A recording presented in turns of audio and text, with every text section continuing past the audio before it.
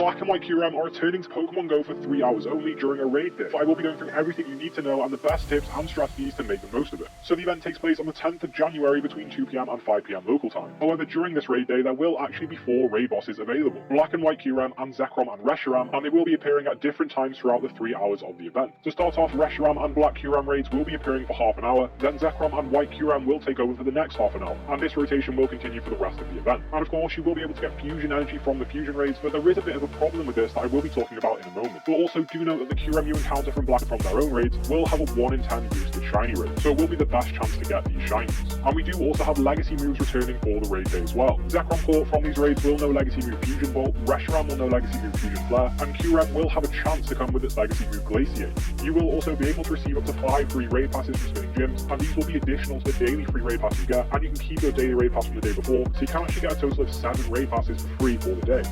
And for those that can't get out and raid in person, the remote raid limit will be increased to 20. This means you will be able to do 20 remote raids on each of these days.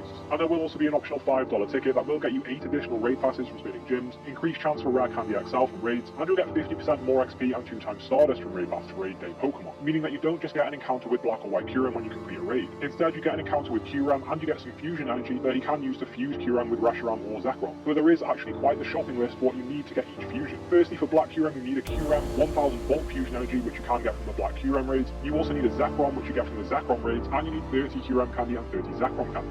More on how to make these fusion energy that you get from the White Kyurem raids. You also need a Reshiram, which you get from Reshiram raids, and you need 30 Kyurem candy and 30 Reshiram candy. And do note that the Zekrom or the Reshiram that you use for each of the fusions don't really have any effect on the fusion at all in terms of stats or shiny status. They are basically just used as fusion material. So it is the Kyurem that determines the IVs and the shiny status of the fusions. So make sure you are fusing your highest IV Kyurem and your shinies. Firstly, Black Kyurem is the 8th best Dragon type attacker with Dragon Tail and Outrage, and it's the 2nd best Ice type with Dragon Tail and Freeze Shock. It's also ranked 11 in the Master League, and while Freeze Shock is a very strong move, it also has the Adventure effect, that is an effect that can be used outside of battle. Moving on to White Kyurem, it is the number 1 Ice type raid attacker with Ice type and Ice Burn, and it's ranked 6 in the Master League.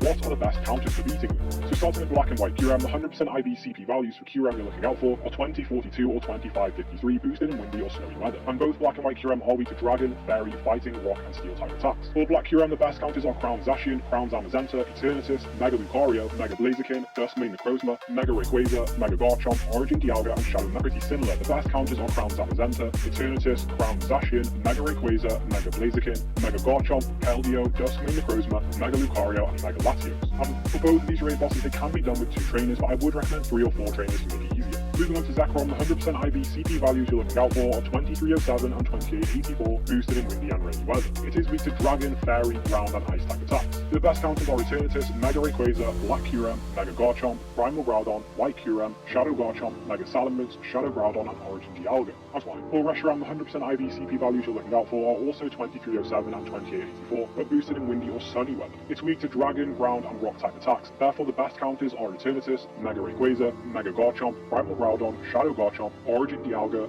Shadow Groudon, Mega Salamence, Mega Diancie and Shadow Rhyperior. And both of these raids can be done with 2 trainers, but I would recommend 3 or 4 trainers to make it easier. And do remember, for any of these raids, partying up to use Party Power is recommended because it will make the raid a lot easier during this event. Firstly, I do highly recommend using Pineapple Berries when catching the raid bosses, specifically Silver Pineapple Berries if you have them, but use regular Pineapple Berries if not. And you can also Mega Evolve a Pokemon that shares a type with the Pokemon you're catching to increase the amount of Candy, Candy XL and XP you get per catch. And luckily, Kyurem, Zekrom and Reshiram all share the Dragon typing, so I would highly recommend Mega Evolving one of these Dragon types to get more Candy. And in particular, Rayquaza is worth Mega Evolving if you have access to it, because it also happens to be a very strong counter for all 4 of the featured raid.